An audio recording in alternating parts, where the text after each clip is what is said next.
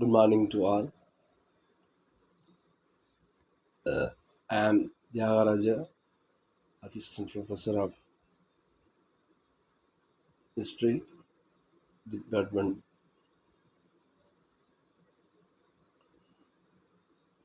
BG History. Now we are going to discuss about the new economic policy. It is one of the landmark of the Indian history in the concept of the economical development and economical development activity also. During the time of 1991, it is a very historically it is a induction of the Indian standard of economic compared with the worldwide economical condition. It was a very pathetic situation. So we wanted to change or some alternative uh, changes to introduce to save the Indian economy.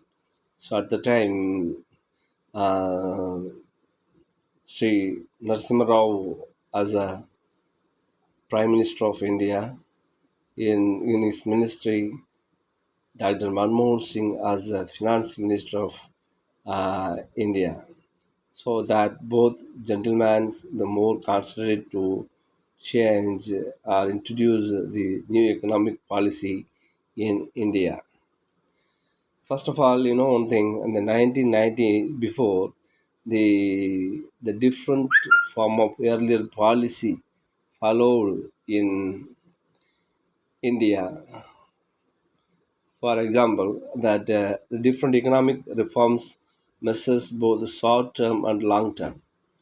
And before that time, the short term and long term projects or schemes, there was no very popularly to execute the various sectors to the development activities. But after 1991, it mainly focused to the short term and long term programs. Uh, Particularly, the new economic policy is focusing three primary concept. It simply says that LBG, that means L for liberalization, B for the privatization, and G for the globalization. So these three concepts as a fundamental unit of the new economic policy.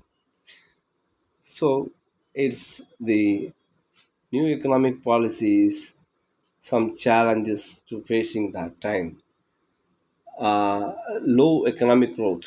Before the introduce of new economic policy in 1991, India's economical condition is a very low economic growth, high inflation, the large debt deficits, the limited foreign investments, and the inefficient public sectors. So these were the primary problem of Indian economical growth and primary challenges for Indian economical growth. So these were rectified and to decided that to constitute a committee to what were the efforts to take to rectify their problems by Dr. Manmohan Singh and Narasimha Rao. So they define the objective of new economic policy. First, the concentrate to the rapid economic growth as a primary causes, as primary one. Second, industrialization. Third, the increased the foreign investment. Fourth, improved the efficiency. Fifth one, global competitiveness. So these five objectives still practiced in our country. So it is basic seeds sown by the new economic policy. For example, rapid economic growth means today we have rapid growth of economical conditions. Once before 1990s, most of the things is we export from import from the various foreign countries. Now we are export and self-sufficiency to some mechanical devices and other infrastructures. The industrialization that is another one things that more industrial urban hub also established the industrial zones for promoting the investment received from the foreign countries, and increasing the foreign investments also, the improving efficiency. Today the computer technology, particularly the IT sector, well developed at the zenith of the development in India. So it is root for the all the aspects of development and the global competitiveness to facing the Indians to appointed various countries as chief executive officers and other brain workers of the different countries. So it is in fact of the new economic policy. The new economic reforms. What are the reforms?